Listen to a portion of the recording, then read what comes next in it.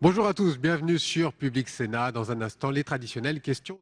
Et alors, on ne va pas vous cacher les choses, ça chauffe un petit peu au Sénat. Ça chauffe entre le Sénat et l'Assemblée. En ce moment même, il y a une réunion de crise, on va appeler ça comme cela, qui se tient dans le bureau de départ, le bureau où partira dans un instant le président du Sénat, avec une réunion autour des présidents de groupe. Pourquoi ? Parce que ce matin, Claude Barthelone a demandé tout simplement la suppression du Sénat. Réponse très franche du président du Sénat.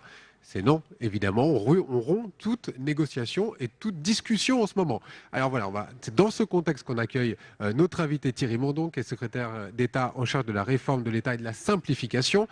C'est pas simple, vous arrivez dans un contexte un peu difficile aussi au Sénat, mais je vais aussi vous poser cette question parce que vous avez été député, porte-parole du groupe socialiste. Alors on va d'abord écouter ce qu'a dit très précisément Claude Barthelone, puis je vous demande de réagir juste après. Je ne vais pas faire plaisir à mes amis sénateurs, mais moi je suis pour la fin du bicamérisme sous cette forme. Suppression du Sénat.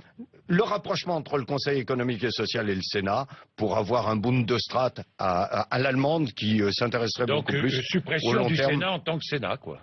En tant que Sénat, sous la forme telle qu'on la connaît aujourd'hui, oui, je redécouvre les textes des propositions du général de Gaulle à l'époque, et je trouve qu'il y avait déjà une bonne idée. De Gaulle. Oui. Alors, Thierry Mondon, on irait vers une simplification, peut-être ça irait dans votre sens, mais au niveau quand même de l'exécutif et du législatif, ce serait compliqué de supprimer le Sénat, non ? Ouais, partout dans les démocraties parlementaires, il y a deux chambres. Deux chambres élues, soit au suffrage direct pour la deuxième ou au suffrage indirect. Il y a toujours une deuxième chambre. Donc en France, c'est le Sénat qui représente les collectivités territoriales. Je crois que si j'ai bien compris ce que dit Claude Barthelone, il considère que la deuxième chambre devrait représenter plus que les collectivités territoriales, représenter en gros les acteurs sociaux, économiques et sociaux dans la société. Bon, c'est un débat. Moi, nous, au gouvernement, on regarde passer les balles. Et on est ici au Sénat. Oui, mais j'allais vous dire, les balles fusent, et depuis longtemps. Oui, non, mais il y a un sujet, deuxième chance en France, qui a été posé depuis des années. La dernière fois où ça a été posé brutalement, c'est en 69 référendum, que Charles de Gaulle perd et il démissionne, mais il y a un sujet deuxième chambre. Mais je crois qu'il faut aborder ça sereinement, tranquillement. Il ne s'agit pas de supprimer le Sénat. Si un jour il y avait des évolutions, il s'agit peut-être de réfléchir à compléter la représentativité de la deuxième chambre. Donc, si je vous entends bien, on ne supprime pas le Sénat tel qu'il existe aujourd'hui. C'est ce que dit Claude Barthelone. Vous êtes plutôt contre. Ah oui, non, mais moi, c'est pas... Non, mais gouvernement, c'est pas notre affaire. Vous pourriez être intéressé, vous êtes dans les partis politiques de la simplification. Non, mais c'est pas une question de simplification à l'espèce. C'est pas d'ailleurs comme ça qu'il le présente. C'est une question d'une représentation différente pour la deuxième chambre. C'est pas nos affaires. On a bien assez à faire avec le chômage, l'emploi, pour se mettre dans des batailles comme celle-là. Qu'en revanche, dans le ressourcement de la démocratie, on réfléchisse à des évolutions de nos institutions et notamment, par exemple, celle-là, pourquoi pas ? C'est une erreur politique quand même, non ? Dans le contexte. Il y a beaucoup de dossiers qui nécessitent un bon travail entre le Sénat et l'Assemblée. Il y a des améliorations à faire, par exemple, de la fabrique de la loi, qui, de mon point de vue aujourd'hui, est très insatisfaisante, qui mérite une très grosse coopération entre les présidents du Sénat et de l'Assemblée.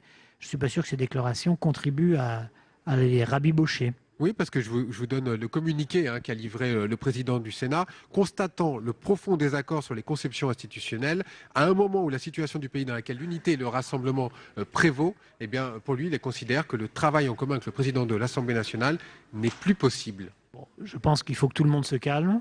Des propos qui ont été assez anguleux.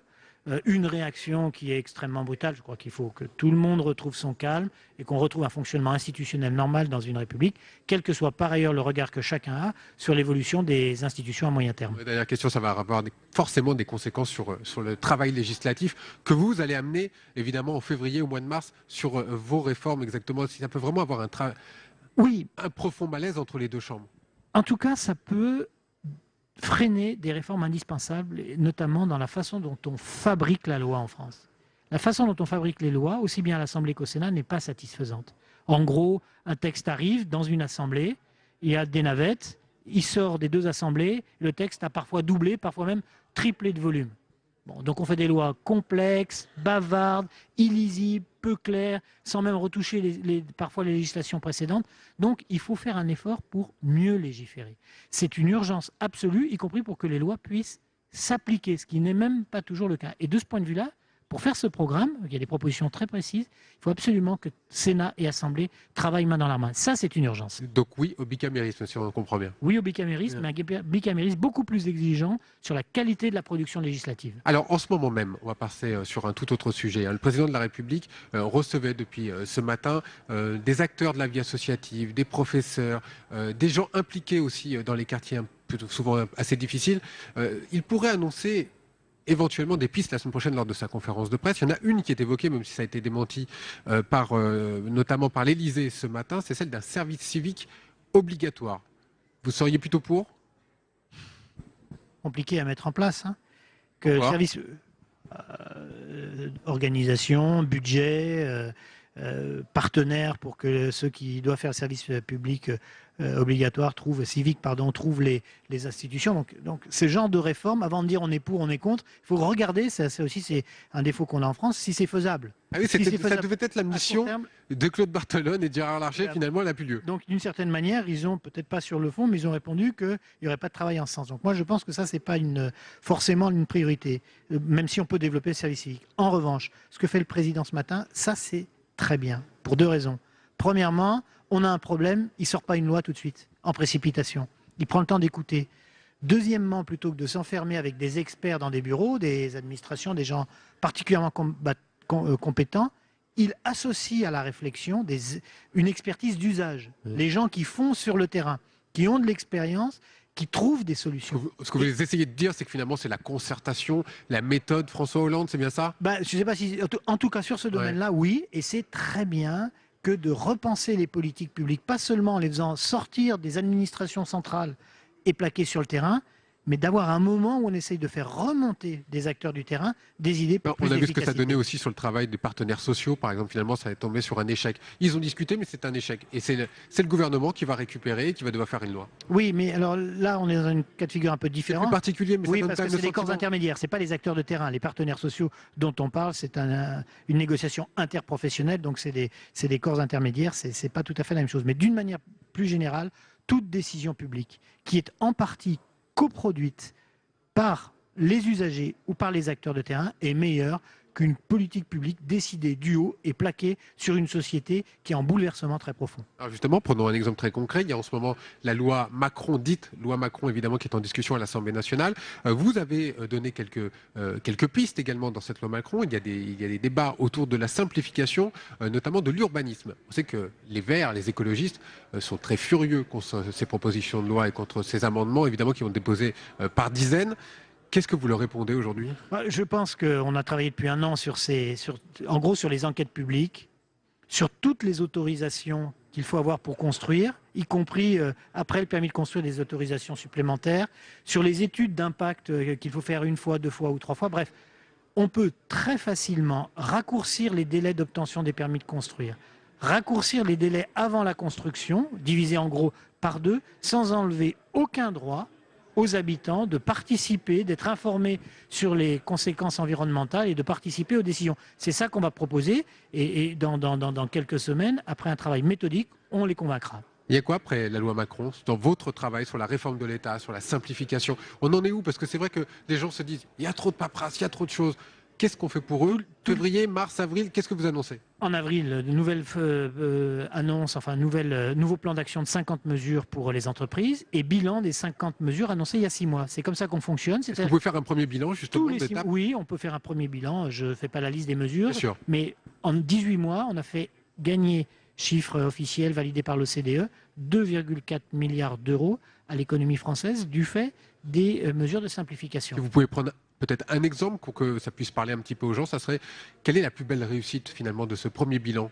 Moi je crois que le plus intéressant c'est la suppression d'un certain nombre d'obligations déclaratives des toutes petites entreprises du pays qui font l'essentiel du tissu économique. Très concrètement ça veut dire quoi ?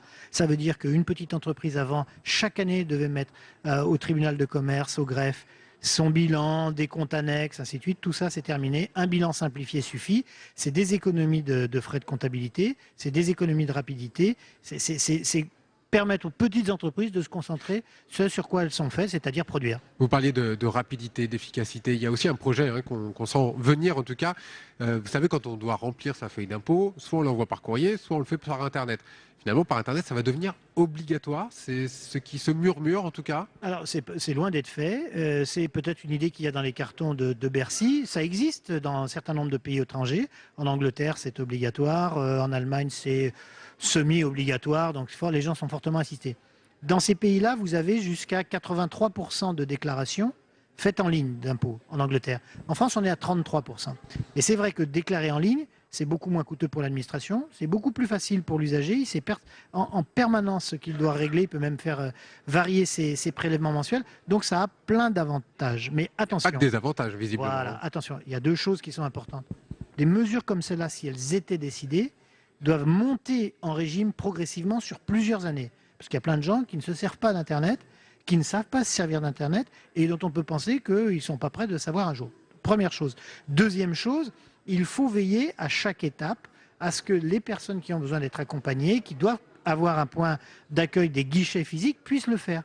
Ce n'est pas parce que tout est fait par téléprocédure que doivent disparaître les guichets et les accompagnements des usagers. Et a priori, ça serait pour quand, ça? Je ne sais pas si cette mesure sera décidée. Je sais que Bercy travaille à un projet de simplification fiscale, que la loi en question devrait arriver juste avant l'été. On dit au mois de mai, a priori. Oui, c'est ça. Ouais. Et que c'est dans ce cadre-là, j'imagine, que l'inventaire des possibles est réalisé. Parmi cet inventaire des possibles, il semble que Bercy, en tout cas l'administration, soit attachée à cette mesure.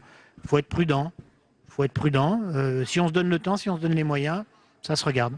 J'aurais une ou deux questions plus politiques dans un instant, mais si on reste un petit peu sur cette simplification, c'est dur aujourd'hui de simplifier cette lourdeur de l'État français? Oui, c'est dur pour une raison. C'est qu'en France, on a la fascination du macro. On a la fascination de la grande mesure qui change tout. Voilà. Et puis d'ailleurs, ce n'est pas le cas. Quand vous êtes arrivé aux manettes pour ce secrétariat d'État, quand vous avez vu la masse qui vous est arrivée, vous avez dû vous dire mais c'est impossible. Et moi, je suis persuadé, pour simplifier, c'est la méthode qu'on a mis en place, c'est la méthode que Esther Duflo met en place sur les sciences économiques, par exemple. Il faut faire les choses à l'inverse, c'est-à-dire qu'il faut décortiquer chaque acte administratif, regarder pourquoi il est complexe, quelle complexité il crée pour l'usager, et reconstruire une politique plus publique, plus simplifiée, mais qui, elle, parte de l'usager lui-même. La réforme territoriale, puisqu'on en est là, puisqu'on est au Sénat, elle a été votée ici au Sénat mardi, elle a été un petit peu refaite, la version de la droite ici, et notamment avec une défense des départements. Ça va dans le sens justement de cette simplification ou pas? Oui, en tout cas. On a du mal à y comprendre vraiment si c'est une simplification. Parce que c'est assez simple. on parle de millefeuille territoriale. En elle-même, bon, il y a moins de collectivités, donc on peut considérer que s'il y en a moins, c'est mieux. C'est pas comme ça que ça marche. Mais cette organisation nouvelle territoriale oblige l'État, maintenant, c'est un travail qu'on va faire dans les 3 mois qui viennent, à se réorganiser lui-même sur la base de ces nouvelles grandes régions. Très concrètement, ça veut dire quoi? Ça veut dire que nous allons avoir 13 grandes préfectures de régions État correspondant peu ou prou avec et même plutôt pas, même complètement avec les nouvelles régions collectivités territoriales. Nous allons repenser le rôle exact des préfectures départementales. Donc nous sommes obligés, nous aussi, d'adapter et de remettre un système en parallèle qui fonctionne beaucoup plus précisément et mieux ensemble entre collectivités et État. C'est ça qui produit à la fin une plus grande lisibilité du système de décision et de la simplicité. Quand je vous parlais de questions politiques, elles ont forcément un lien avec ces élections aussi départementales qui vont arriver d'ici peu de temps, en mars prochain.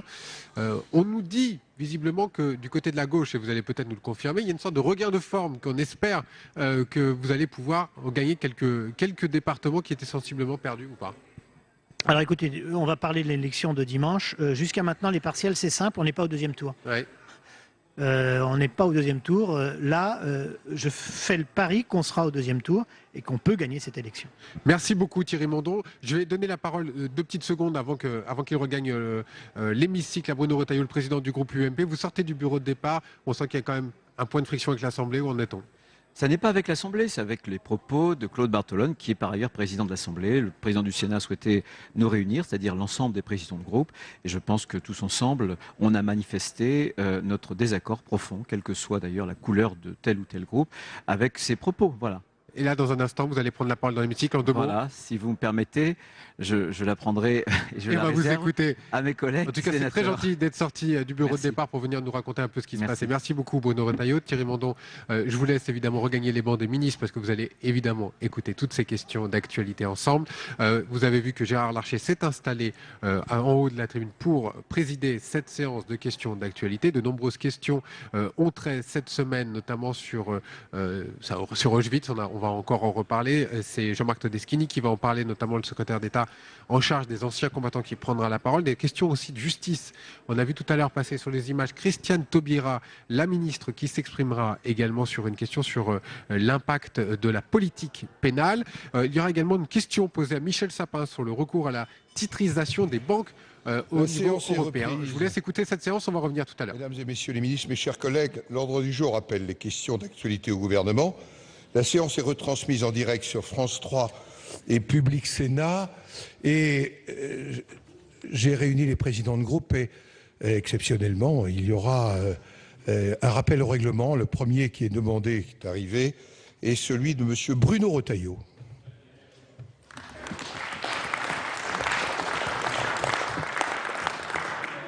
Merci, Monsieur le Président. Mesdames, Messieurs les ministres, mes chers collègues, en déclarant ce matin, je suis, je cite, pour la suppression du Sénat.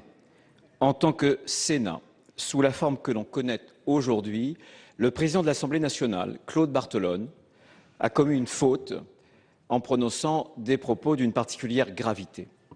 Ces propos sont graves, d'abord, parce qu'ils laissent sous-entendre que le travail du Sénat ne vaut rien.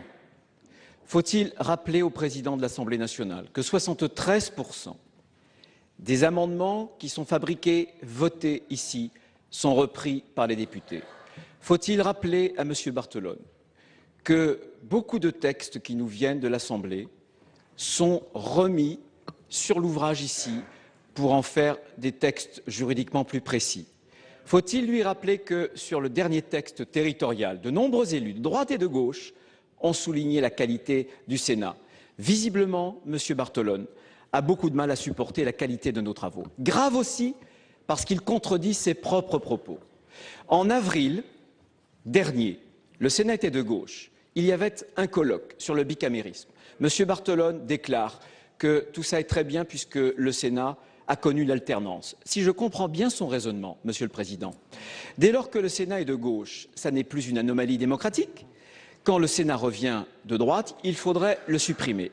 Décidément, M. Barthelone a une conception toute personnelle de la démocratie. Et enfin, grave ces propos, parce qu'en attaquant de façon spectaculaire, violente, frontale, le Sénat dans son existence même, M.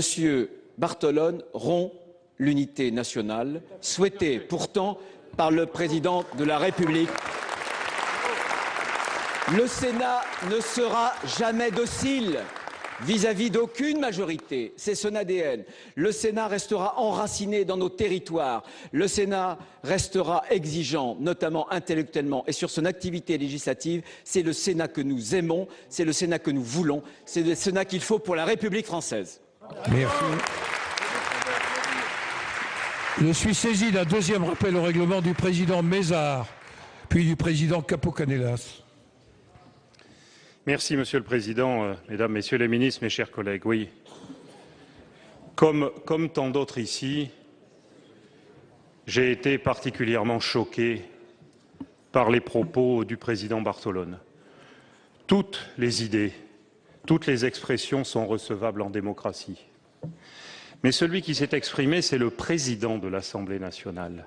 Et ce n'est jamais neutre, d'autant que ce n'est pas la première fois, que c'est répétitif, que depuis des mois et des mois ici, je dis et je pense qu'il y a une volonté, peut-être pas majoritaire, mais existante au sein de l'exécutif, de supprimer la Haute Assemblée. Et que là-dessus, il faut être clair, il est des moments qui sont des moments de vérité. Si c'est le cas, dites-le, Mesdames et Messieurs les ministres. Et puis nous apprécierons. D'autres ont essayé à d'autres époques. Le Sénat, c'est vrai, et je parle aujourd'hui en tant que président d'un groupe peu nombreux en nombre, mais dont la vie se confond avec la vie de la Haute Assemblée, qu'il a longtemps présidée, qui a su résister à d'autres époques. Eh bien, le Sénat, c'est l'expression de la liberté. Cette liberté que nous partageons tous et que nous avons souvent, et je le dis à mes amis socialistes, que nous avons souvent l'occasion d'exprimer au-delà des sensibilités diverses. Nous l'avons fait ensemble sous la présidence du président Sarkozy. Nous l'avons fait souvent aussi ensemble sur des textes économiques. J'ai voté le budget. Je ne sais pas, cher collègue Carrère, parce que ce qui risque de nous opposer est quelque chose de fondamental. Le bicamérisme, nous y sommes fondamentalement attachés. Notre histoire, notre vie. Et il est dramatique que quelques heures après une émission qui n'honore pas le service public, le président de l'Assemblée nationale, dans une période de volonté d'un grand consensus sur les valeurs fondamentales de la République, s'exprime de cette manière-là. Et je ne peux pas penser que ce soit un écart de langage devant des journalistes qu'il a l'habitude de côtoyer tout le temps. Il y a une volonté, il y a une expression. Eh bien, cette expression, cette volonté, comme d'autres l'ont fait ici, à des périodes encore plus difficiles, nous allons, nous, la combattre avec force, avec conviction, parce que ce n'est pas bien. On ne peut pas constamment remettre en cause les institutions. Et puis, il faut aussi, mes chers collègues, avoir une cohérence dans l'expression. Je le disais sur la réforme territoriale, je le dis là aussi. Vous avez été nombreux, mes chers collègues ici, à faire campagne au mois de septembre dernier pour vous faire réélire. Je n'en connais pas beaucoup qui sont allés dire dans nos territoires et dans nos campagnes, supprimons le Sénat.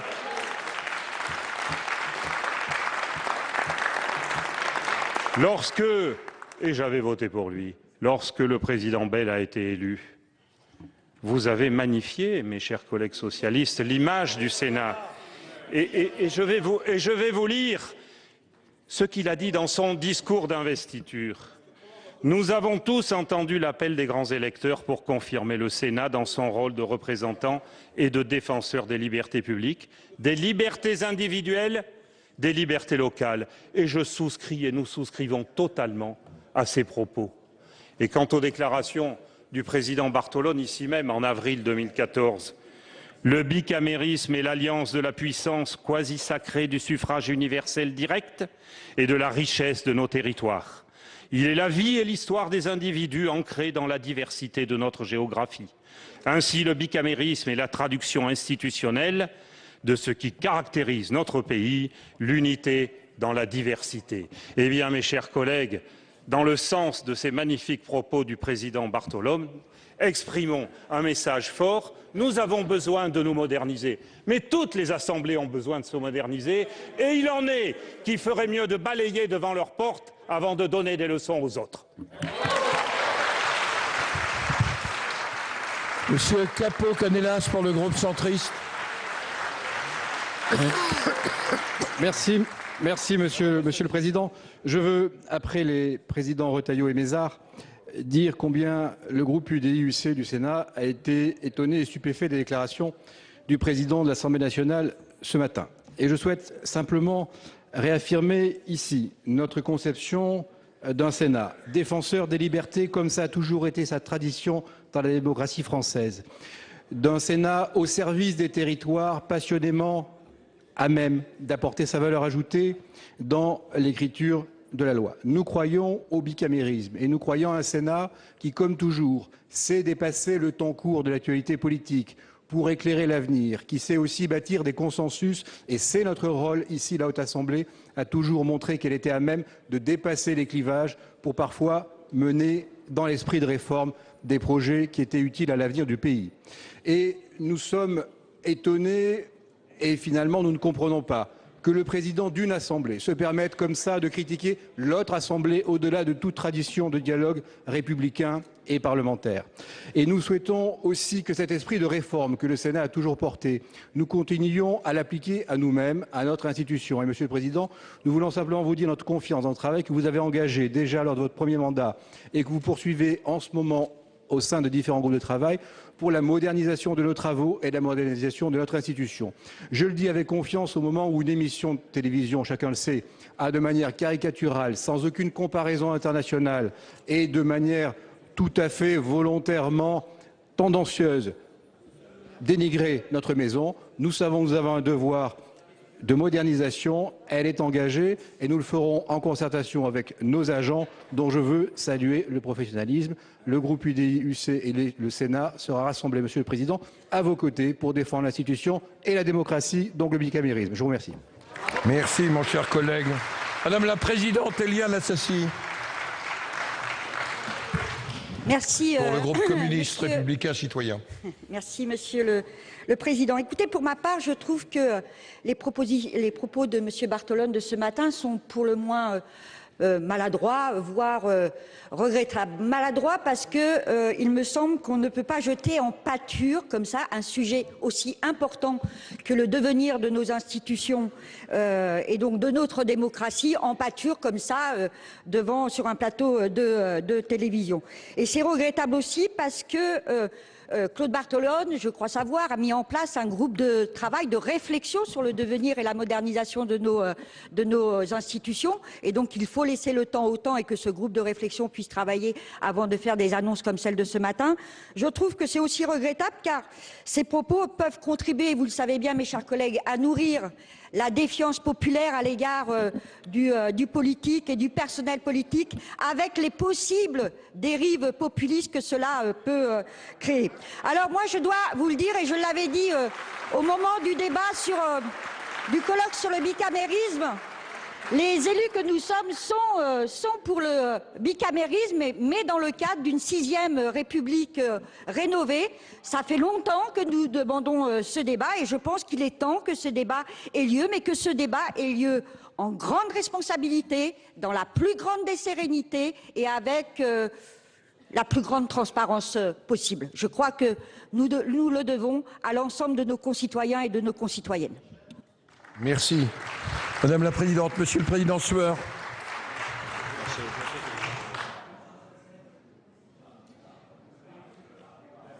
Monsieur le Président, Mesdames et Messieurs les ministres, mes chers collègues, en ce lieu où Victor Schœlcher s'est levé pour abolir l'esclavage, où Victor Hugo a défendu le progrès, les libertés et la République. Nous défendons le Sénat, non pas parce qu'il s'agirait de défendre de manière corporatiste une institution, mais nous défendons le Sénat parce que nous sommes profondément attachés au travail que nous y faisons tous. Et dans une émission qui est passée hier, le grand tort, c'est qu'on n'a pas parlé du travail législatif, du travail de contrôle, de la représentation de tous nos départements, quels qu'ils soient. Et mes chers collègues, nous sommes profondément pour le bicamérisme. Pourquoi? Parce que s'il y a une assemblée unique, il n'y a plus de navette, il n'y a plus de débat, il n'y a plus ce long travail d'élaboration de la loi, parce que toute ligne dans la loi, tout mot dans la loi s'applique au peuple français tout entier. Et notre dignité, c'est de passer des jours, des nuits, le temps qu'il faut pour que la loi soit la meilleure possible, chacun avec nos convictions. Si nous défendons le Sénat, ce n'est pas pour défendre une institution, c'est pour défendre la loi, l'esprit de la loi, la constitution de la loi par les représentants du peuple, indissociable de la République. Merci, mon cher collègue. La parole est au président Jean-Vincent Placé du groupe écologiste.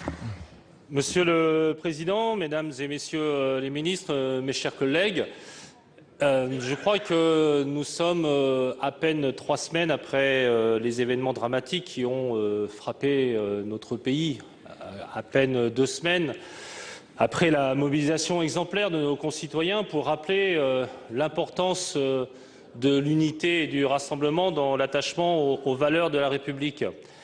Et le moins qu'on puisse dire, c'est que tout ce qui peut aujourd'hui faire en sorte qu'il y ait des failles, des espaces, des débuts de division dans cette unité et ce rassemblement, eh bien tout cela est inapproprié. Et en ce sens-là, l'intervention du président de l'Assemblée nationale était tout à la fois inadaptée, inopportune et dans un temps politique qui n'est pas convenable. Quand nous avons dit cela, moi je le souhaite, nous ne pouvons pas être seulement sur la défensive sur le bicamérisme. Nous, les parlementaires écologistes du Sénat et de l'Assemblée nationale, nous avons toujours été pour le bicamérisme. Nous pensons que le fait qu'on ne réagisse pas dans l'immédiateté à l'Assemblée nationale, chambre unique, dans un temps de la Ve République où, avec le quinquennat, juste après l'élection présidentielle, un mois plus tard, on donne des majorités absolues avec 27-28% des voix au parti du président.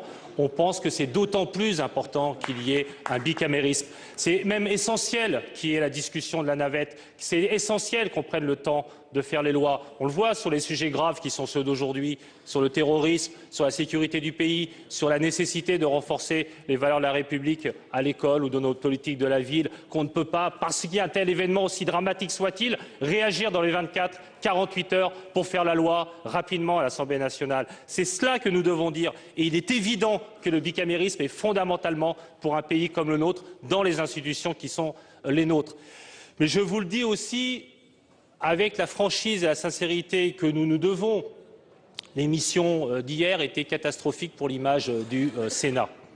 Mais la seule réponse, et je l'entends, ça ne peut pas être de dire ces affreux journalistes gauchistes de la chaîne publique, mes chers collègues de l'UMP. Nous avons une nécessité de nous renforcer. Nous ne devons pas être sur la défensive. Et quelque part, nous devons répondre au président Barthelone que nous sommes utiles, que nous travaillons, que cela a été rappelé, 73% des éléments de la loi, des textes, proviennent du Sénat.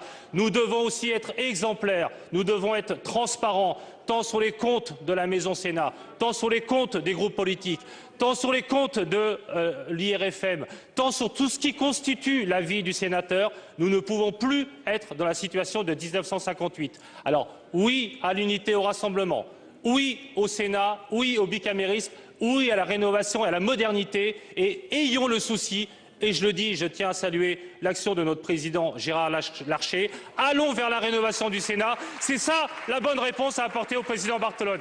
Merci. Mes chers collègues, je vous donne acte de l'ensemble des rappels au règlement.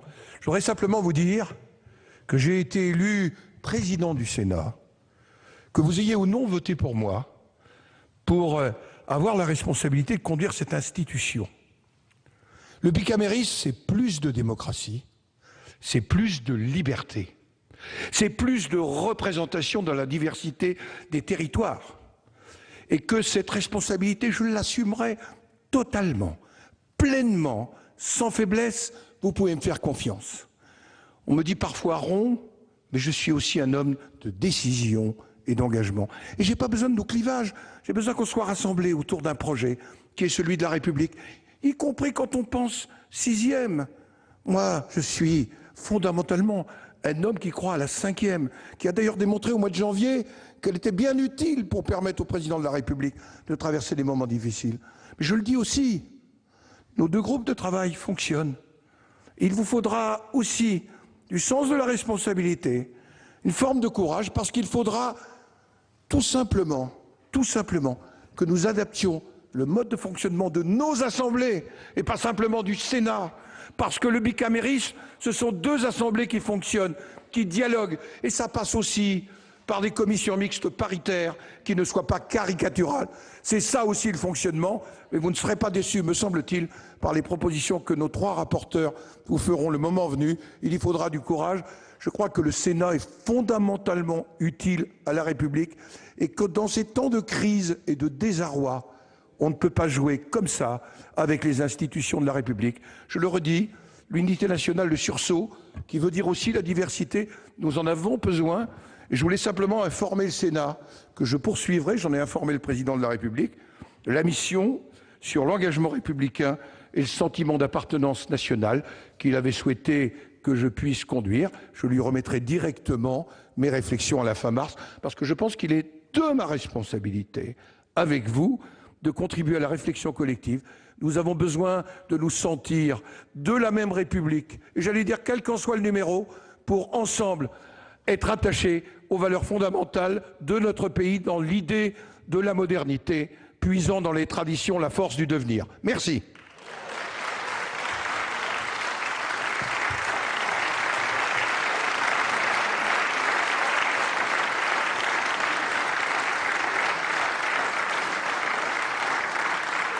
Alors, mais nous étions en question d'actualité.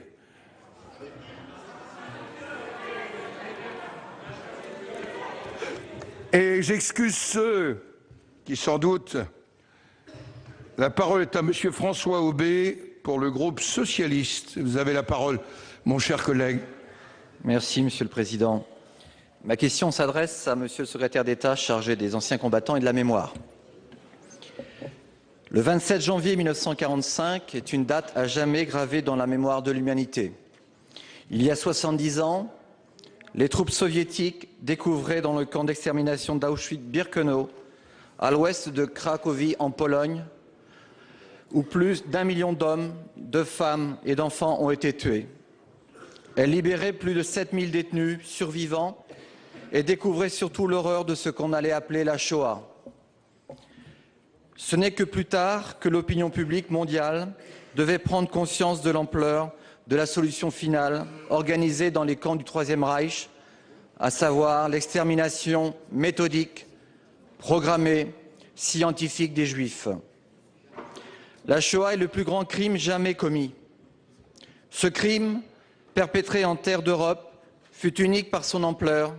6 millions de victimes, parmi lesquelles 1,5 million d'enfants, soit les 3/4 des Juifs d'Europe, plus du tiers de la population juive dans le monde. La République française, une et indivisible, n'oubliera jamais, comme en a pris l'engagement le président de la République ce mardi au mémorial de la Shoah. Ce devoir de mémoire est un combat qui ne saurait être conforté simplement les jours de commémoration. La transmission aux nouvelles générations de ce que fut la Shoah est aujourd'hui de notre responsabilité. Lutter contre l'oubli, l'ignorance et faire en sorte que les Français de confession juive se sentent pleinement chez eux dans notre pays doit demeurer une priorité. Vous le savez, les inquiétudes sont vives, que ce soit à Toulouse en mars 2012, en décembre dernier à Créteil où il y a encore 3 semaines, lors de l'attaque du supermarché Cacher de la porte de Vincennes, et plus globalement au quotidien dans nos rues, dans les cours de nos écoles, sur nos réseaux sociaux. Personne ne peut nier aujourd'hui que le fléau de l'antisémitisme est bien là, utilisant toujours les mêmes ressorts, les mêmes thèses complotistes ou négationnistes, la même haine de l'autre. Monsieur le secrétaire d'État, il en va de notre responsabilité collective d'être intraitable sur la question de la mémoire, de la sécurité des Juifs de France, mais aussi en matière de sanctions qui doivent être fortes et adaptées. Pouvons-nous confirmer que les sanctions à l'encontre des actes racistes et antisémitistes vont être renforcées, comme l'a annoncé le chef de l'État? Je vous remercie. Merci, mon cher collègue, pour cette question grave. La parole est à notre collègue, notre ancien collègue, Jean-Marc Todeschini, secrétaire d'État chargé des anciens combattants et de la mémoire. Merci, Monsieur le Président. C'est le réflexe. Mesdames et Messieurs les sénateurs, Monsieur le sénateur, Aubé, mais tout d'abord, je voudrais vous dire que je suis fier d'intervenir devant votre Haute Assemblée et que la présence nombreuse des membres du gouvernement montre l'attachement et le respect que nous portons à votre Assemblée. Voilà.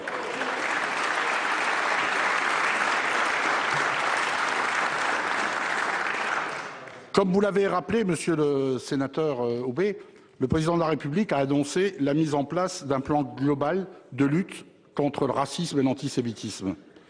Ce plan appelle notamment le renforcement des sanctions à l'encontre des porteurs de haine. En ce sens, le Premier ministre est intervenu notamment devant les assemblées à plusieurs reprises. C'est bien et bien l'ensemble du gouvernement qui est mobilisé, et tout particulièrement le ministre de l'Intérieur, Madame la ministre de la Justice, le ministre de la Défense, la ministre de l'Éducation nationale. Aujourd'hui, en France, personne ne doit avoir peur. Personne ne doit avoir peur parce qu'il est juif. Personne ne doit avoir peur parce qu'il est musulman. Personne ne doit avoir peur parce qu'il est catholique. Personne ne doit avoir peur parce qu'il croit ou parce qu'il ne croit pas. La laïcité, c'est le ciment de la nation, le fondement de notre République. L'État se doit de le garantir. D'abord, en mobilisant les forces nécessaires pour assurer la sécurité de tous. Cela a été le cas immédiatement à la suite des lâches attentats du mois de janvier. Ça a été la première réponse. Ensuite, en améliorant la visibilité, bien entendu, et l'efficacité des sanctions. Le président de la République l'a souligné mardi au mémorial de la Shoah, à l'occasion de la commémoration du 70e anniversaire de la libération du camp d'Auschwitz.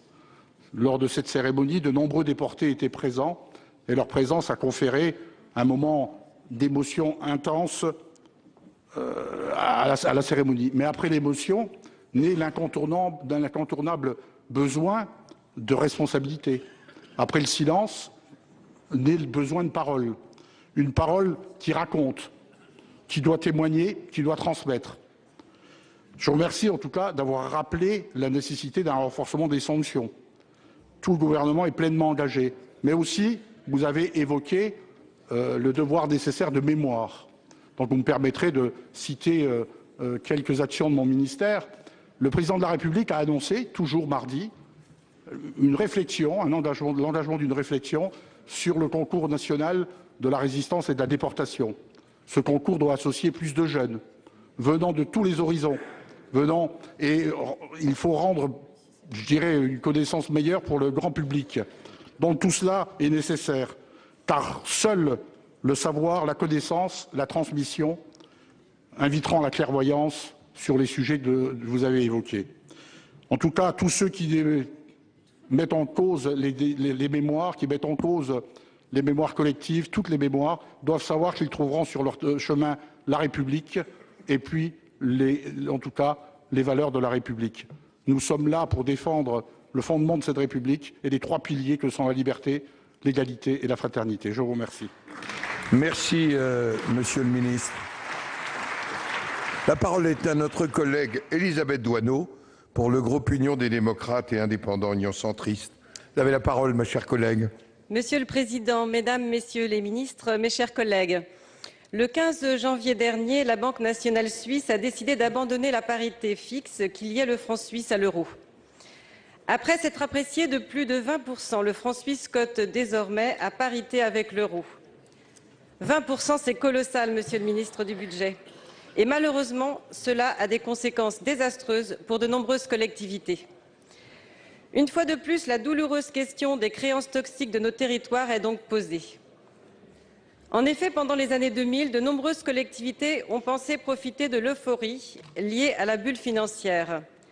Sous l'influence de banquiers peu scrupuleux, plus de 1500 collectivités et établissements publics se sont endettés en souscrivant des emprunts dont les taux d'intérêt, pourtant variables, étaient fréquemment libellés en francs suisses, alors jugés très stables.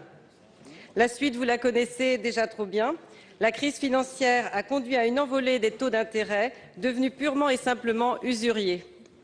De nombreuses collectivités, mais pas seulement, des communes, des départements, mais aussi des établissements publics, des hôpitaux font face à une situation financière alarmante qui remet parfois en cause jusqu'à leur capacité à assurer la continuité du service public. Le stock d'emprunts contractés reste immense et son volume explose sous l'effet de l'appréciation du franc suisse. Le fonds de soutien que vous avez créé est sous-dimensionné et ne permet pas de faire face aux échéances de remboursement. Or, vous avez gelé les voies d'action contentieuse contre ces contrats à l'occasion de la loi de sécurisation des contrats de prêt structurés. Nous voilà donc face à une créance dont le coût réel peut exploser une nouvelle fois du simple fait d'une décision prise par une autorité étrangère. Cette situation n'est pas acceptable. Nos concitoyens sont prisonniers, sont pris en otage de créances qui ont parfois été contractées il y a plus de 10 ans et parfois par des équipes qui ont été renouvelées à 2 reprises entre-temps. Au-delà du risque financier, il y a désormais un vrai problème démocratique posé par ces emprunts. Les élus locaux sont impuissants pour y répondre.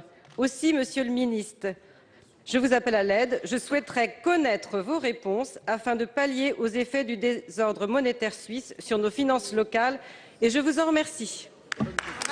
Pour vous répondre, merci ma chère collègue. La parole est à Christian Eckert, secrétaire d'État en charge du budget.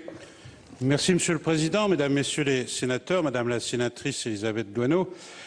Le gouvernement a constaté comme vous que la brutale appréciation du franc suisse que personne n'avait anticipé à ce stade provoque une situation pour le moins d'inquiétude, parfois plus, au sein des collectivités dont vous avez rappelé que certaines ont pu choisir à un moment donné d'opter pour un type de prêt structuré à risque, dont d'autres ont parfois été victimes d'une politique commerciale agressive de Dexia, c'est le moins que l'on puisse dire, dont le gouvernement précédent a tiré les conséquences en logeant dans une structure qui s'appelle la SFIL les emprunts toxiques avec, il faut le savoir, la garantie de l'État que le Parlement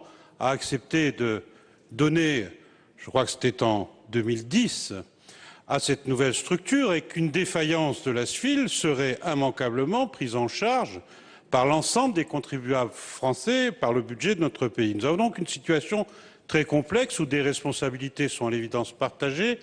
Vous avez rappelé que le gouvernement, avec l'appui des 2 assemblées, a mis en place un fonds d'appui aux collectivités avec un barème d'accompagnement qui aujourd'hui devra être revu à l'évidence puisque la nouvelle donne doit être appréciée.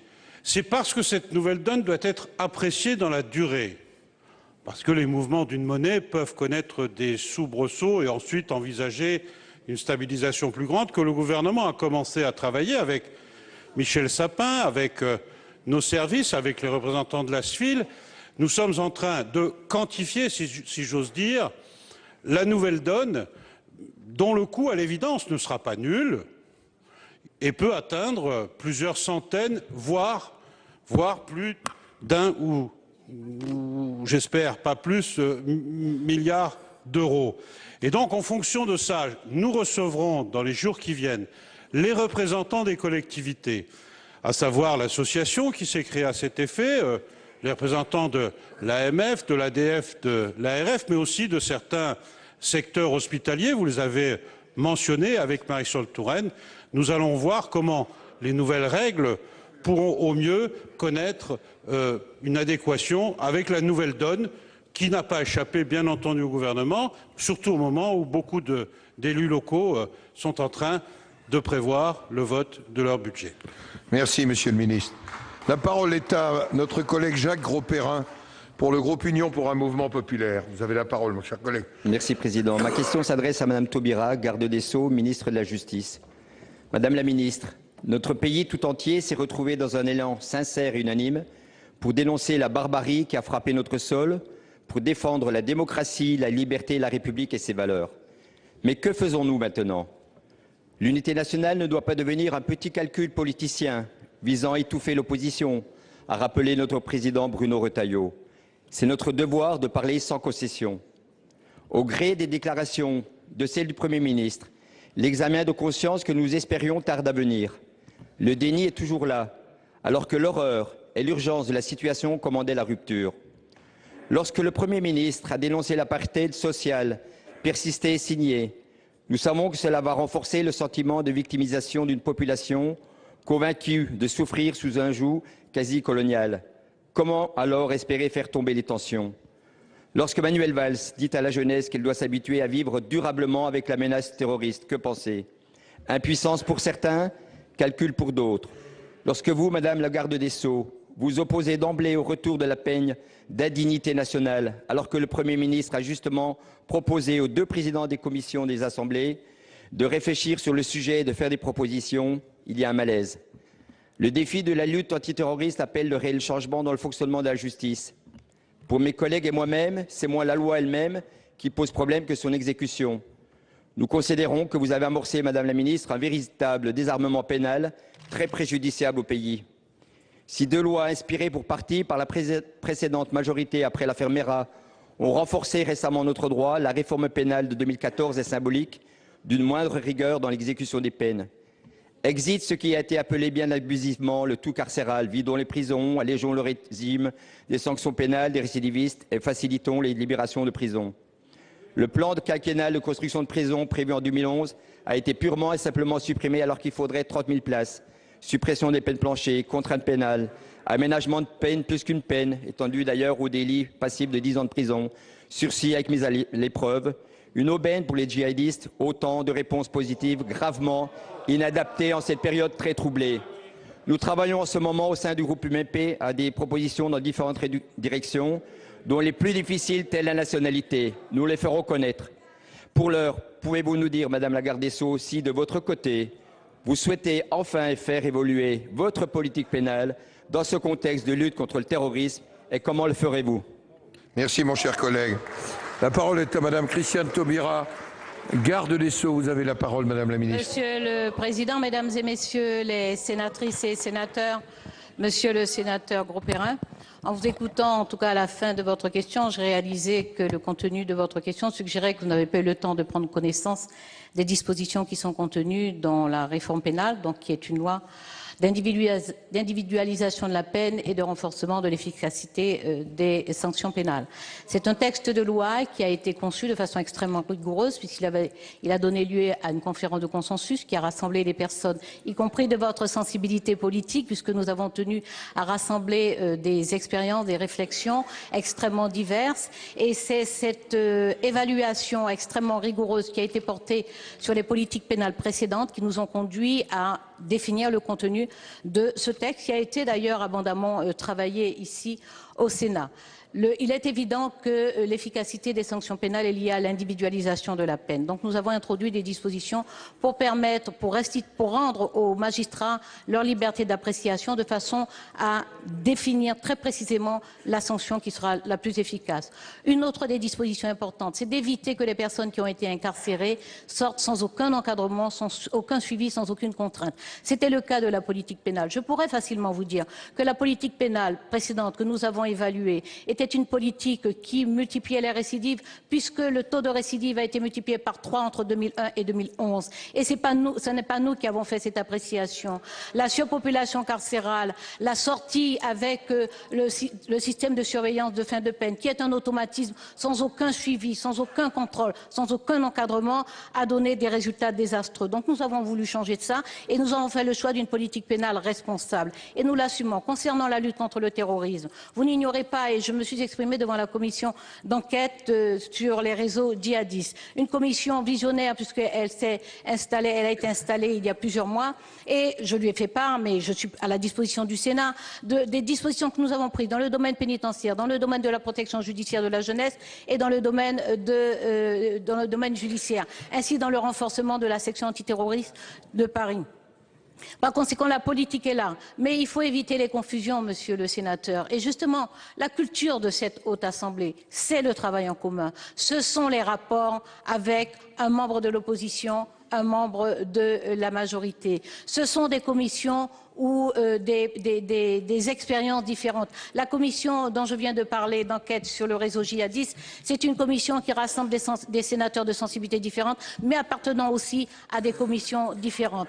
Par conséquent, voilà, monsieur le sénateur, nous avons fait le choix de la responsabilité. Nous n'avons jamais pensé à vous rendre responsable des crimes de Mohamed Merah en 2012. C'était pourtant sous votre législature et sous les lois que vous aviez votées. Mais à aucun moment, et même en pleine campagne électorale, l'actuel président de la République, en tant que candidat, a été absolument exemplaire dans son attitude, de façon à ne pas transférer sur les institutions, sur les responsables politiques, des crimes qui sont commis par des individus. Merci. La parole est à Yvon Collin pour le groupe du Rassemblement démocratique et social européen. Merci, Monsieur le Président, Mesdames et Messieurs les ministres, mes chers collègues. Dimanche dernier, la victoire aux élections législatives du parti de gauche Syriza a fait ressurgir le spectre du défaut de paiement des emprunts grecs, replaçant au cœur de l'actualité les modèles de pondération des actifs bancaires mis en œuvre au cours de ces dernières années par l'Union européenne. Quelle que soit notre appréciation sur cette nouvelle donne politique, le cas grec délivre un message et invite à une inflexion de la politique monétaire de la zone euro. D'ailleurs, nous y sommes, puisque quelques jours avant les élections en Grèce, la Banque centrale européenne a décidé d'entamer un programme d'assouplissement quantitatif. En effet, la BCE a décidé de racheter massivement des titres de dette publique et privée à raison de 60 milliards d'euros par mois jusqu'à la fin 2016, soit au total 1 140 milliards d'euros au total. Comme vous le savez, mes chers collègues, il s'agit d'éloigner le risque déflationniste, la BCE visant une cible d'inflation à 2%, Monsieur le ministre le confirmera peut-être, un taux susceptible de ramener plus de croissance au sein de la zone euro. Les dirigeants européens attendaient depuis longtemps cette décision, à tel point que, grillant la politesse à la BCE, le président François Hollande l'a annoncé 3 jours avant la BCE. Pour autant, le quantitative easing est-il la potion magique pour relancer l'économie en Europe? Nous connaissons sa principale vertu, augmenter la quantité de monnaie mise en circulation, autrement dit, faire tourner la planche à billets et ainsi entraîner la dépréciation de l'euro pour soutenir les exportations européennes. Or, si l'on peut espérer de ce coup de pouce qui a déjà été anticipé par les marchés, on sait que son impact ne sera pas significatif ou ne sera significatif que si des réformes structurelles se poursuivent, donc si les investisseurs sont suffisamment rassurés par les politiques économiques que nous mettons en œuvre, Monsieur le Ministre. C'est pourquoi je souhaiterais connaître, Monsieur le Ministre, la position du gouvernement sur la décision de la BCE et comment la France compte l'accompagner. Je vous remercie. Merci. Pour vous répondre, la parole est à Monsieur Michel Sapin, ministre des Finances et des Comptes publics. Vous avez la parole, Monsieur le ministre. Merci, Monsieur le Président, Mesdames, Messieurs les sénatrices et sénateurs, Monsieur le sénateur. Vous m'interrogez principalement, même si vous avez fait allusion à la situation grecque, j'aurai l'occasion d'y répondre dans d'autres questions, principalement sur la politique menée par la Banque centrale européenne. Je vais vous le dire très clairement. Le gouvernement français avait depuis longtemps souhaité une évolution de la politique monétaire de la Banque centrale européenne. Depuis plus de 9 mois, nous demandions que cette évolution ait lieu. Elle a eu lieu, elle a été renforcée encore la semaine dernière et c'est une bonne chose. D'abord parce que l'euro était arrivé à un niveau d'appréciation par rapport aux principales monnaies du monde, je pense bien sûr au dollar, mais on peut penser à d'autres monnaies, qui étaient largement surévaluées par rapport à sa valeur. Et c'est immédiatement un obstacle, en particulier pour nos grandes industries exportatrices. Je pense bien sûr à l'industrie aéronautique, mais on a chacun dans notre tête des exemples de cette nature. Le deuxième côté positif, c'est que les taux d'intérêt ont considérablement baissé. Ayez en tête, Monsieur le sénateur, Mesdames et Messieurs les sénateurs et sénatrices, que hier soir, le taux d'intérêt à 10 ans pour un bon français, pour une dette française, est tombé à 0,5%. Un demi-pourcent à 10 ans. C'est vous dire combien les investisseurs, aujourd'hui, il faut mériter leur confiance dans la durée, font confiance à la France. Mais il faut aussi que l'ensemble de notre économie puisse profiter de ces taux bas, et en particulier les entreprises elles-mêmes. Et c'est la raison pour laquelle la troisième décision qui a été prise par la Banque centrale européenne la semaine dernière est une bonne décision, puisqu'elle va, par des mécanismes que je ne vais pas décrire ici, permettre qu'il y ait plus d'argent dans l'économie européenne, plus d'argent dans l'économie française, et à partir de là, une plus grande possibilité de croissance. La croissance, parce que c'est la croissance qui nous permettra de répondre aux questions en termes d'emploi, qui sont évidemment les questions les plus prégnantes. Mais la politique monétaire ne peut pas tout. Et si nous n'attendions que de la politique monétaire un résultat positif, nous nous tromperions. Et c'est la raison pour laquelle vous y faisiez allusion. Il faut aussi faire évoluer un certain nombre d'autres curseurs. D'abord, le curseur budgétaire. C'est une discussion que nous avons avec l'Europe. Il faut diminuer nos déficits, mais à un rythme qui soit un rythme compatible avec le soutien de la croissance. Et puis les réformes de structure, nous les avons engagées. D'autres sont en cours de discussion au Parlement. Et dans le cadre du bicamérisme auquel vous avez rendu, et nous rendons hommage, vous aurez aussi à débattre de la loi Macron. Et d'autres réformes ensuite viendront. Une politique monétaire positive, une politique budgétaire adaptée, des politiques de structure et des réformes de structure, voilà la clé du retour à la croissance en Europe et en France. Merci Monsieur le Ministre, merci pour cet hommage au bicamérisme. La parole est à André Gattolin pour le groupe écologiste. Vous avez la parole. Merci Monsieur le Président. Ma question s'adresse à Monsieur Michel Sapin, ministre des Finances et des Comptes publics. Monsieur le ministre, mes chers collègues, l'histoire semble parfois resservir les mêmes plats. Il y a 3 ans, presque jour pour jour, j'intervenais ici même et j'interpellais le gouvernement de l'époque sur la situation en Grèce à l'heure où la Troïka obtenait l'approbation de son second plan d'aide et de rigueur. Sans surprise, 3 ans après, l'économie grecque reste percluse et le peuple se débat toujours dans d'inadmissibles souffrances. Le contexte social, économique et politique a pourtant beaucoup évolué depuis, à la fois en Grèce et à la fois au niveau européen. Au printemps 2012, les pays de l'Union étaient tout entiers accaparés par l'objectif de réduction de la dette et de la dépense publique, alors qu'aujourd'hui, nous nous interrogeons enfin sur les effets d'une croissance en berne, d'un chômage toujours plus élevé et d'une quasi-déflation totalement contre-productive pour nos économies. En 2012, pour éviter un défaut de paiement qui aurait entraîné l'effondrement de la zone euro, nous avons imposé à la Grèce les éternelles recettes du FMI, baisse des salaires, des retraites, des emplois publics, des remboursements de santé. Mais nous sommes-nous préoccupés des véritables problèmes structurels rencontrés par la Grèce et sur lesquels l'Europe a pudiquement fermé les yeux depuis l'adhésion de ce pays en 1981 ? Je veux parler bien sûr des incroyables privilèges dont bénéficie une petite oligarchie qui regroupe armateurs, églises orthodoxes, grands possesseurs de comptes à l'étranger. Non. Nous avons surtout pressuré ceux qui étaient les plus faciles à pressurer. Et c'est pourquoi il ne faut pas s'étonner du résultat sorti des urnes la semaine passée. Pourtant, dans les jours précédant la victoire devenue inéluctable de Syriza, nous avons enfin entendu des voix se disant prêtes à rediscuter le plan d'austérité de la Grèce en échange de mesures comme la nécessaire réforme du cadastre, la lutte contre la fraude et l'évasion fiscale. Alors, Monsieur le Ministre, nous croyons fermement que dans le contexte actuel, il revient aujourd'hui à notre pays de prendre l'initiative pour redonner un véritable sens politique aux propositions qui seront faites par l'Union. C'est pourquoi nous aimerions, Monsieur le Ministre, savoir quelles propositions concrètes la France entend avancer pour relever un défi qui n'est pas qu'économique et financier, mais aujourd'hui profondément politique, car mettant en jeu les valeurs démocratiques supposées fonder le projet européen. Je vous remercie. Bien, merci. Pour vous répondre, la parole est à Michel Sapin, ministre des Finances. Merci Monsieur le Président, Mesdames, Messieurs les sénateurs et sénatrices. Monsieur le sénateur, je vous cherche des yeux, pardon. La Grèce, la situation grecque, le résultat des élections. Première chose, nous respectons la démocratie ici comme ailleurs, en France comme en Grèce. Le peuple s'est librement exprimé, clairement exprimé. Il y a une nouvelle majorité, il y a un nouveau gouvernement, il y a de nouveaux responsables dans tous les sens du terme en Grèce, et c'est avec cela que, évidemment, les gouvernements de l'Union européenne elle-même, doivent dialoguer et discuter avec la volonté de chercher des solutions aux vrais problèmes qui aujourd'hui se posent en Grèce. Le premier des problèmes qui se posent en Grèce, de manière encore plus accentuée que dans le reste de l'Europe, c'est la question de la croissance. Un pays qui a perdu un quart de sa richesse, de sa valeur en l'espace de quelques années, est un pays qui est profondément dans la souffrance, profondément dans la difficulté. 25% de PIB en moins par rapport aux années 2009-2010.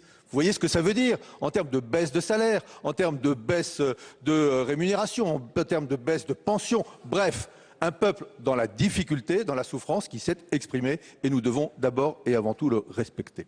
Deuxièmement, c'est un pays qui a de vraies difficultés, de vrais problèmes. Et personne ne pourra abolir du seul fait d'une élection la réalité de ces problèmes. La Grèce, elle a rétabli son équilibre budgétaire, comme on dit, primaire. Elle est en capacité de payer l'ensemble de ses dépenses de fonctionnement et de ses investissements. Il ne faudra pas que se dégrade cet équilibre. Sinon, ce sera extrêmement difficile pour la Grèce parce qu'elle ne trouvera personne pour lui prêter l'argent nécessaire. Et il y a la question de la dette et de la soutenabilité de cette dette. Parce que 175% de dette par rapport au PIB, aucun pays ne peut vivre longuement avec une telle situation. Ce sujet n'est pas nouveau.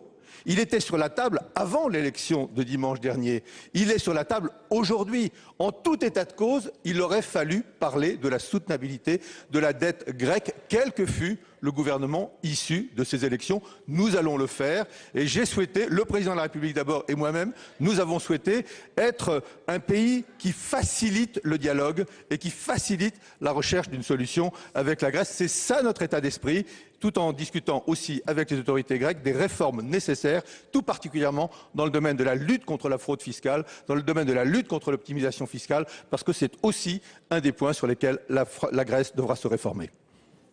Merci. La parole est à notre collègue Éric Bocquet pour le groupe communiste républicain et citoyen. Vous avez la parole. Merci Monsieur le Président, Mesdames, Messieurs les ministres, chers collègues. Ma question s'adresse à Monsieur le ministre des Finances et des Comptes publics. Nous resterons en Grèce, si vous voulez bien. Les élections de dimanche ont donné une majorité large à la coalition dirigée par Monsieur Alexis Tsipras. Le peuple grec a ainsi clairement exprimé son rejet des politiques d'austérité imposées par la Troïka, Union européenne, Banque centrale européenne et Fonds monétaire international. Les résultats de ces politiques d'austérité sont édifiants. 27% de chômage, dont 55% chez les plus jeunes, dette publique passée effectivement de 120% du PIB à 175%. La Grèce est en état de véritable chaos économique et social. Cette situation a également été vécue comme une atteinte à la dignité même du peuple grec. Les partisans de Syriza étaient plus nombreux dimanche soir qu'ils ne l'étaient la veille. Ainsi, le commissaire européen, M. Pierre Moscovici, saluait il y a quelques semaines encore le travail accompli par le gouvernement de M. Samaras en indiquant, je cite, qu'après tant d'efforts, tant de choses accomplies par le gouvernement grec, il serait dommage de ne pas continuer. Fin de citation.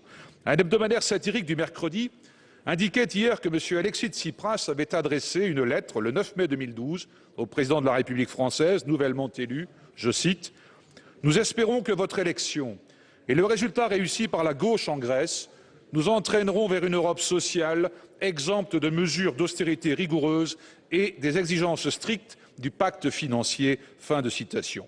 Nous pensons, Monsieur le ministre, qu'il est désormais temps de répondre à cette lettre.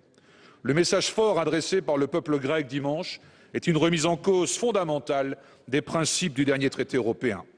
Le nouveau gouvernement grec s'est déjà attelé à la tâche immense qui l'attend, en décidant notamment l'arrêt du processus de privatisation de grandes infrastructures, tels les ports et certains aéroports régionaux. Dans le même temps, notre ministre de l'économie prévoit exactement l'inverse en ce moment même à l'Assemblée nationale. Face aux pressions des marchés financiers et des agences de notation qui s'expriment déjà, la Grèce va avoir besoin du soutien et de la solidarité concrète des peuples et des gouvernements européens. Monsieur le ministre, voici ma question. Quelles initiatives le gouvernement français envisage-t-il de prendre au plan national et au plan européen avec nos partenaires de l'Union pour soutenir le gouvernement de M. Tsipras dans son projet de reconstruction de l'économie et de la société grecque? Merci mon cher collègue. Pour vous répondre, la parole est au ministre des Finances, Michel Sapin. Merci beaucoup, Monsieur le Président, Mesdames, Messieurs les sénateurs et sénatrices. Monsieur le sénateur, je ne suis pas là pour surveiller les échanges postaux entre les uns et les autres. Ce n'est pas dans mes compétences. Par contre, il était dans mes compétences de rentrer en contact avec mon homologue, le nouveau ministre des Finances, qui a eu d'ailleurs la courtoisie de me dire qu'il se déplacerait à Paris pour me rencontrer, pour que nous puissions discuter de tous les sujets que vous venez d'aborder. Il sera là lundi prochain et nous aurons une séance de travail longue, approfondie, pour voir quels sont d'abord les propositions du gouvernement grec. Parce que j'entends beaucoup de gens en France, je ne le dis pas pour vous, qui s'expriment au nom du gouvernement grec lui-même, le nouveau gouvernement grec, sans pour autant que celui-ci ait encore eu le temps d'exprimer de manière ordonnée, de manière responsable, au sens d'un gouvernement responsable, exactement ses propositions. Et donc c'est la première chose, le premier respect que nous devons à ce gouvernement, c'est de lui laisser le temps de s'installer et d'exprimer les volontés qui sont les siennes, y compris dans le dialogue avec l'Union européenne. J'ai dit déjà quelle était notre disposition d'esprit. La France veut faciliter le dialogue entre la Grèce et l'ensemble des pays de l'Union européenne et les institutions de l'Union européenne. C'est indispensable pour tous. Le chaos pour la Grèce serait terrible pour la Grèce et serait une mauvaise chose pour l'Europe. Monsieur le sénateur, j'ai entendu le gouvernement grec d'aujourd'hui, son Premier ministre, qui a dit « Nous ne voulons pas sortir de la zone euro ». Et il a raison. Ce serait une mauvaise chose pour la Grèce. J'ai entendu le même Premier ministre dire « Nous ne remettons pas en cause les traités et les règles européennes ». Il l'a dit, il a eu raison de le dire, car quand on est dans une zone comme la zone euro, on doit en respecter les contenus. Est-ce que ça veut dire qu'il n'y a aucune plage de discussion? Évidemment, il y a des plages de discussion. Il y a des possibilités pour d'abord mettre en œuvre des programmes de réforme. Le nouveau gouvernement veut réformer l'administration fiscale. Il a raison, c'est un reproche que nous faisions au précédent gouvernement de ne pas le faire avec suffisamment de volonté. Il veut lutter contre la fraude fiscale. Nous aussi, nous le faisons en France, nous voulons que ce soit fait en Europe et il y a du chemin à faire aussi en Grèce pour que chacun paye les impôts qu'il doit, en l'occurrence. Et s'il y a plus de rentrées fiscales en Grèce, il pourra y avoir évidemment d'autres dépenses du budget grec, mais de manière équilibrée. Enfin, un mot sur la dette. La dette grecque, ce n'est pas une dette vis-à-vis des marchés financiers. Il n'y a plus de dette vis-à-vis du privé en Grèce. Il n'y a qu'une dette vis-à-vis des institutions publiques ou vis-à-vis de chacun des pays. La France, par exemple, a une exposition, la France, nous, le contribuable français, de 42 milliards. Ça n'est pas rien. Discuter de la dette, oui, pour en alléger le fardeau. Annuler la dette, non, car ce serait transférer le poids du contribuable grec vers le contribuable français. Et le ministre des Finances grec a dit que ça, il n'en voulait pas, et moi non plus. Merci. La parole est à monsieur Alain Néry pour le groupe socialiste. Monsieur le ministre chargé du travail, de l'emploi et de la formation professionnelle, mes chers collègues, de nombreux jeunes de tous niveaux scolaires souhaitent bénéficier d'une formation professionnelle en alternance pour préparer qui un CAP, qui un master, voire un BTS. Et chacun reconnaît aujourd'hui l'intérêt et la qualité de cette formation. Très nombreux sont les organismes de formation et les écoles qui proposent des formations théoriques, souvent onéreuses d'ailleurs, à charge pour les jeunes de trouver une entreprise d'accueil acceptant d'assurer la formation pratique. Très déterminés et très motivés, les jeunes se lancent à la recherche de leur maître de stage. Mais bien vite, ils déchantent, car ils vont de refus en refus. Leur déception, celle de leurs parents, voire de leurs grands-parents, est grande. Après avoir espéré faire une formation professionnelle qui déboucherait sur un métier et un emploi, désabusés, ils vont s'inscrire à Pôle emploi, ce qui peut d'ailleurs expliquer, Monsieur le ministre, en partie l'augmentation du nombre de jeunes chômeurs en octobre et en novembre. Monsieur le ministre, on ne peut accepter une telle situation, car l'insertion professionnelle et l'insertion sociale vont souvent de pair. Aussi, il me paraît urgent de pouvoir répondre aux souhaits de ces jeunes qui veulent préparer leur vie professionnelle par une formation en alternance. Il faut leur redonner l'espoir. Il faut que les entreprises fassent un effort pour répondre favorablement à leur volonté et à leurs désirs. La formation professionnelle des jeunes en alternance est un problème d'importance et de solidarité nationale, comme l'était d'ailleurs l'emploi des personnes handicapées lorsque l'on a créé spécialement l'obligation d'embaucher un pourcentage de personnes handicapées dans l'entreprise. Monsieur le ministre, ne pourrait-on pas envisager pour ces jeunes une mesure de même nature? Ce serait, à mon avis, une mesure citoyenne qu'ils attendent avec impatience. La parole est à François Rebsamen, ministre du Travail et de l'Emploi. Vous avez la parole, monsieur le ministre. Merci, monsieur le président. Monsieur le sénateur Alain Néry, merci d'avoir posé cette question sur un sujet qui est éminemment consensuel et qui me permet de remettre un éclairage sur l'apprentissage. tous les acteurs s'accordent sur tous les bancs pour dire que l'apprentissage est une voie d'excellence qu'il nous faut conforter. Pour les entreprises, parce qu'elle permet à ces entreprises de trouver les compétences nécessaires, mais aussi pour les jeunes, puisque cette voie d'insertion permet aux jeunes de s'insérer, et 70% des jeunes trouvent un travail en sortant de l'apprentissage. Et autour du président de la République, le 19 septembre, un certain nombre d'actions, un plan d'action a été arrêté en faveur de la relance de l'apprentissage. Il a été fait avec l'ensemble des partenaires sociaux et il y a eu unanimité, régions et partenaires sociaux. Quelques points que je rappelle rapidement. Sur le plan financier, des mesures concrètes ont été prises, adoptées dans le budget 2015 pour un montant de 200 millions d'euros. Les entreprises pourront affecter plus de taxes d'apprentissage au CFA, au centre de formation d'apprentis. Et puis une aide au recrutement d'un apprenti supplémentaire d'un montant de 1 000 euros est accordée à toutes les entreprises de moins de 250 salariés. Et cette aide s'ajoute à la prime à l'apprentissage dans les TPE. Les entreprises ont insisté à l'occasion de cette réunion sur les freins à l'embauche que pouvait constituer l'autorisation préalable d'embauche. Vous le savez qu'ils devaient obtenir de l'inspection du travail pour les travaux dits dangereux. Dès le mois de mai 2005, cette demande d'autorisation sera supprimée. Elle sera remplacée par une déclaration. Bien évidemment, il ne s'agit pas de mettre en danger les jeunes, mais de faciliter l'entrée de ces jeunes dans l'alternance et d'enlever les freins que les entreprises peuvent voir venir. Par ailleurs, une bourse de l'apprentissage sera constituée afin que ces jeunes qui écrivent, et vous le savez pertinemment, vous tous sur tous les bancs, à toutes les entreprises sans avoir de réponse, puissent savoir exactement dans leur région les postes qui sont disponibles, les stages qui sont disponibles dans les entreprises. Et c'est une grande et belle cause, l'apprentissage, monsieur le sénateur, et c'est pour cela que je compte sur vous pour populariser ces mesures et rappeler aux entreprises que aimer l'apprentissage, c'est bien, embaucher les apprentis, c'est mieux. Merci, monsieur le ministre. La parole est à notre collègue Pierre Frogier pour le groupe Union pour un mouvement populaire. Vous avez la parole, mon cher collègue. Monsieur le Président, je vous remercie. Ma question s'adresse à Madame la ministre des Outre-mer. Je veux bien sûr évoquer la crise politique que traverse la Nouvelle-Calédonie en ce début d'année. Et pour que les choses soient claires, il s'agit en réalité d'une nouvelle péripétie liée à l'usage abusif et détourné de l'article 121 de la loi organique de 1999.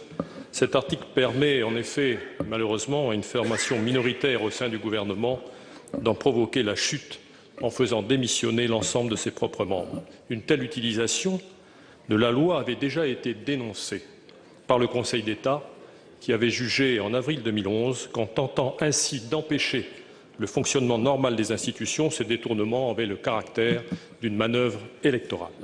Alors qu'en est-il exactement? C'est sûr qu'en Calédonie comme ailleurs, dans tout régime d'assemblée, seule une majorité de ses membres peut censurer son exécutif. Mais en l'espèce, faute de trouver cette majorité, l'article 121 a été une nouvelle fois détourné de son objet par un groupe minoritaire au gouvernement, dans le but affiché de s'emparer de la seule présidence de ce gouvernement. C'est ce qui provoque cette situation inédite et absurde où la Nouvelle-Calédonie aujourd'hui est dotée de deux gouvernements composés de façon identique, l'un élu mais incapable de désigner en son sein son président et donc inopérant, l'autre démissionnaire et chargé d'expédier les affaires courantes. Et le comble, ce sont ceux-là même qui sont à l'origine de ce blocage qui viennent, Madame la Ministre, se retourner vers vous afin que vous régliez cette situation. En réponse, vous avez récemment indiqué que l'État prendrait ses responsabilités.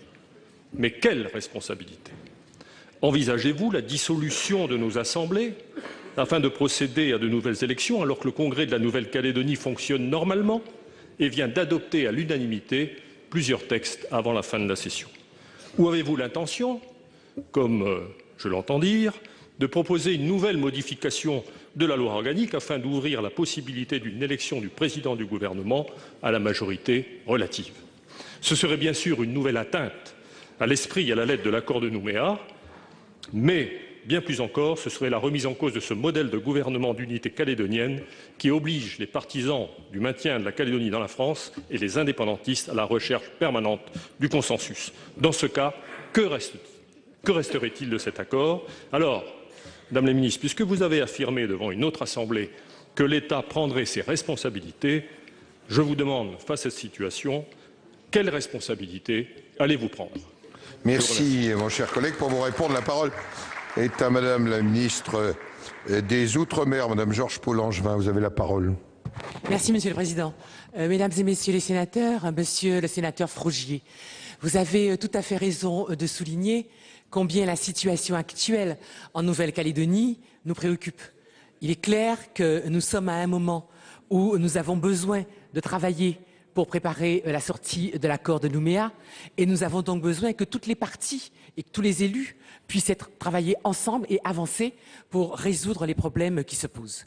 Mais encore une fois, il me semble qu'aujourd'hui, si nous pouvons souhaiter que les élus exercent leurs responsabilités, se voient et trouvent une solution pour pouvoir élire ce qui est indispensable, un président et un vice-président à cette Assemblée, il n'est pas imaginé par nous de nous substituer aux élus, alors surtout que nous sommes sur une démarche qui tend à trouver pour la Nouvelle-Calédonie un régime d'autonomie maximale. Donc dans la mesure où nous ne voulons absolument pas stigmatiser les élus, nous voulons simplement leur demander d'être fidèles à leurs responsabilités et à leur engagement pour la Nouvelle-Calédonie. Actuellement, vous avez envisagé un certain nombre de solutions. Dites-vous bien que nous ne sommes pas là aujourd'hui. Le haut-commissaire essaye surtout de recevoir les uns et les autres, de rapprocher les points de vue pour qu'une solution raisonnable puisse être trouvée. Mais nous ne pouvons pas imaginer que nous aurions une intervention qui serait de nature à, en quelque sorte, rétablir une sorte de tutelle sur la Nouvelle-Calédonie à un moment où le souhait de tout le monde est plutôt d'aller à l'inverse. Donc ce que nous pouvons dire simplement, c'est qu'aujourd'hui, nous sommes prêts à passer le temps nécessaire pour trouver une solution qui soit une solution de consensus. Nous espérons qu'elle va arriver, d'autant que pour tous les problèmes que nous avons à régler avant la consultation de 2018. Dans tous les cas, ce que nous essayons de privilégier, c'est précisément le consensus. Donc là encore, on y mettra le temps qu'il faut, mais j'espère que nous allons trouver une solution. Et comme cette année, nous avons démarré sous des auspices de drame, nous avons démarré avec le mois de janvier, finalement une espèce de volonté d'union nationale pour régler les problèmes. Essayons de maintenir l'esprit du 11 janvier en Nouvelle-Calédonie pour aboutir à une solution. Merci, Madame la Ministre. La parole est à notre collègue Philippe Paul pour le groupe Union pour un mouvement populaire. Vous avez la parole, mon cher collègue. Merci, Monsieur le Président. Ma question s'adresse à Monsieur le secrétaire d'État chargé du budget. Mais le sujet en question a déjà été évoqué en termes quasiment similaires par ma collègue Doineau tout à l'heure. Donc, si vous me permettez, Monsieur le Président, j'ai raccourci volontairement la question et je voudrais évoquer un sujet important qui n'a pas été jusqu'à présent, mais ça sera très court, si vous me permettez. Merci, Monsieur le Président.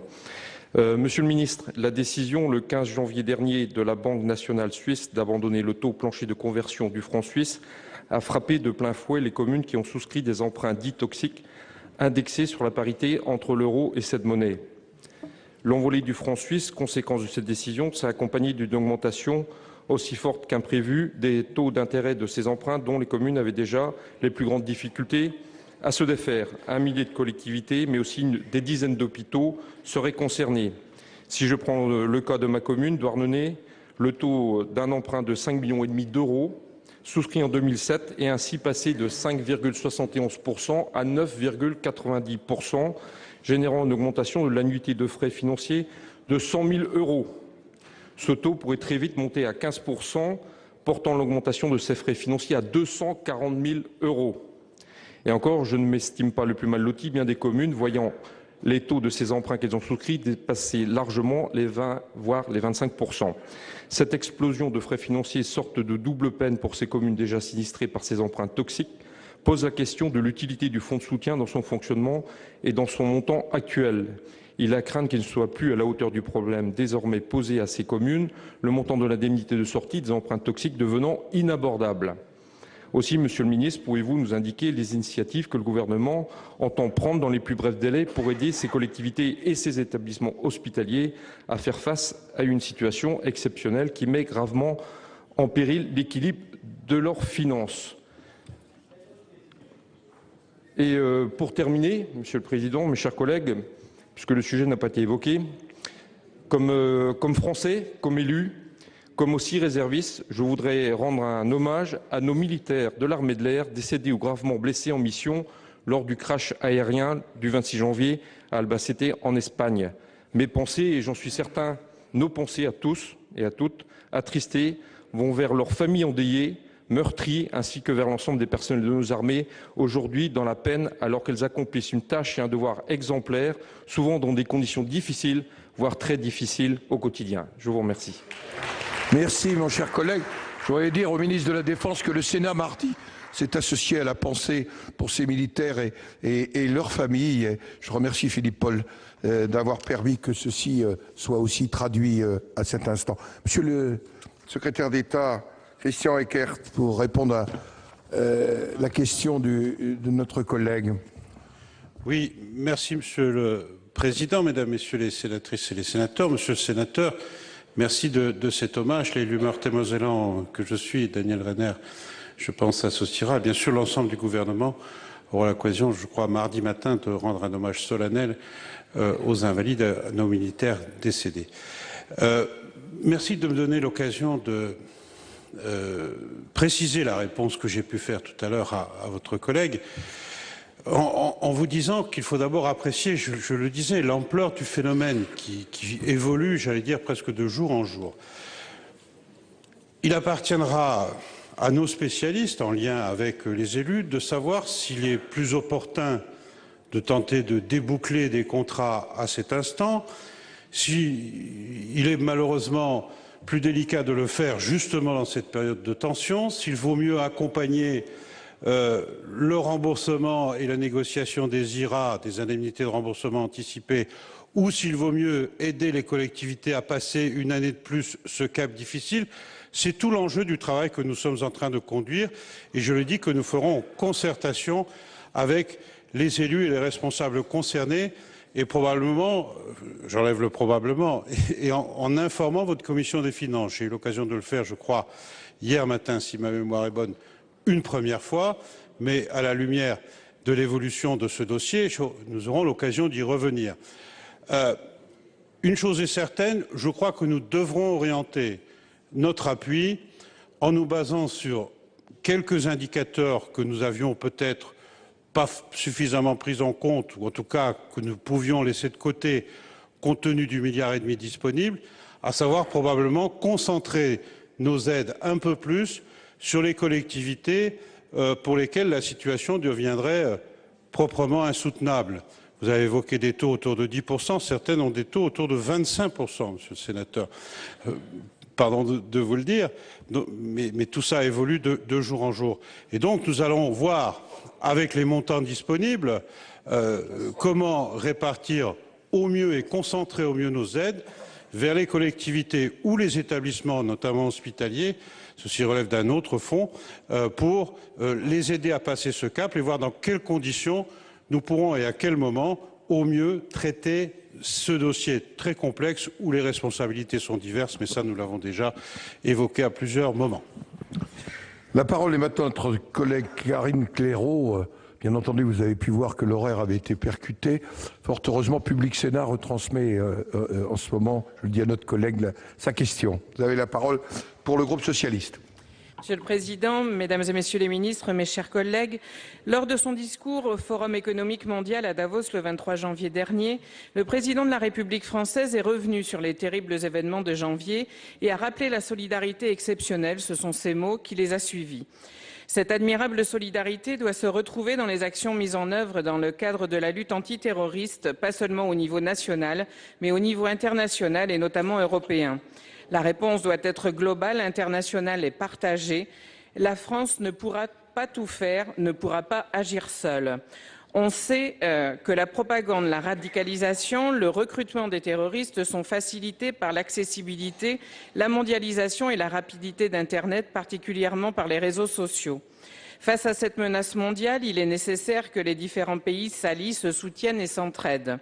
Le programme de Stockholm, mis en place par l'Union européenne pour la période 2010-2014, mettait l'accent notamment sur des actions de prévention et de protection, parmi lesquelles la lutte contre le recrutement et l'armement des terroristes et une surveillance accrue dans les transports. Au vu des attentats perpétrés ces dernières années en Europe, on est en droit de se demander si ces actions sont bien adaptées et si leur mise en place est suffisamment rapide. Je pense notamment au Passenger Name Record, dont le Parlement européen bloque la mise en place depuis 2011 malgré les demandes insistantes des États. D'autre part, aucune structure européenne n'existe actuellement pour coordonner les actions spécifiques liées à la lutte antiterroriste. Monsieur le ministre, considérez-vous que les actions du programme de Stockholm étaient suffisantes? La période couverte est arrivée à son terme. Quel bilan peut-on tirer de l'application de ces actions? Comme cela a été annoncé, le sommet européen du 12 février prochain sera consacré à ce sujet. L'Europe a-t-elle la volonté de s'engager plus intensément, d'accentuer la lutte antiterroriste sur son territoire, notamment son volet opérationnel? Pourrait-on envisager, notamment, la création au sein de l'Union européenne d'une cellule dédiée à la lutte antiterroriste afin de définir le périmètre d'action, les mettre en œuvre sur le terrain et coordonner au niveau européen les différentes actions nationales ainsi que l'échange des renseignements en amont entre les États membres? Merci, ma chère collègue. Pour vous répondre, la parole est à Jean-Yves Le Drian, ministre de la Défense. Monsieur le Président, Mesdames et Messieurs les sénateurs et sénatrices, Madame la sénatrice, je voudrais tout d'abord vous demander de bien vouloir excuser le ministre de l'Intérieur, Bernard Cazeneuve, qui se trouve en ce moment à une réunion des ministres de l'Intérieur de l'Union européenne à Riga. Il m'a chargé de vous répondre sur vos préoccupations et en particulier sur le calendrier européen que vous avez bien voulu rappeler tout à l'heure. Il y aura, comme vous le savez, un Conseil européen le 12 février qui sera particulièrement consacré à la lutte contre le terrorisme. Et à cette occasion, le gouvernement français, le président de la République en particulier, aura à cœur de faire avancer 4 orientations que je voudrais évoquer ici. Tout d'abord, la détection, le contrôle ou l'entrave du déplacement des combattants étrangers terroristes ou des réseaux. Cela signifiera une modification des règles du code Schengen et en particulier la possibilité de la consultation systématique du système d'information Schengen lors du franchissement des frontières extérieures par les personnes jouissant du droit à la libre circulation. C'est un point significatif qui sera mis sur la table de la discussion. Le deuxième point que vous avez évoqué vous-même concerne l'idée d'un PNR européen, système d'échange de données des passagers de vol pour un meilleur repérage des mouvements djihadistes. Vous avez rappelé que le Parlement européen avait jusqu'à présent bloqué la procédure et il importe désormais que chacun fasse l'effort de comprendre l'urgence de l'adoption de cet outil. Et Bernard Cazeneuve se rendra la semaine prochaine à Bruxelles pour rencontrer les députés européens à cet égard. Le troisième point, qui sera à l'ordre du jour aussi du Conseil du 12 février, concerne le partenariat avec les grands opérateurs de l'Internet. Il est indispensable pour le signalement rapide de contenus incitant à la haine et à la terreur. Et Bernard Cazeneuve envisage de se rendre aux États-Unis pour rencontrer les acteurs, mais aussi envisage que l'Union européenne soit un lieu particulièrement approprié pour lutter contre le phénomène de la radicalisation à partir d'Internet. Et puis, le dernier point concerne le renforcement de la lutte contre le trafic d'armes à feu en Europe par l'échange d'informations et les opérations conjointes des polices en Europe.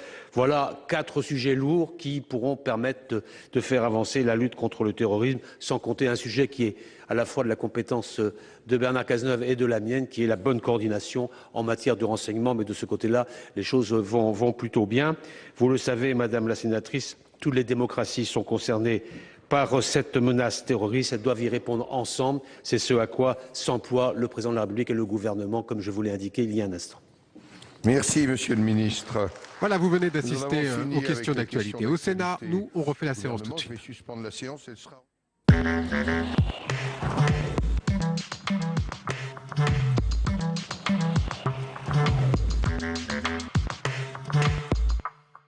On refait la séance sur Public Sénat, une séance de questions d'actualité, pas comme les autres. Ça a un petit peu chauffé dans cette séance de questions d'actualité.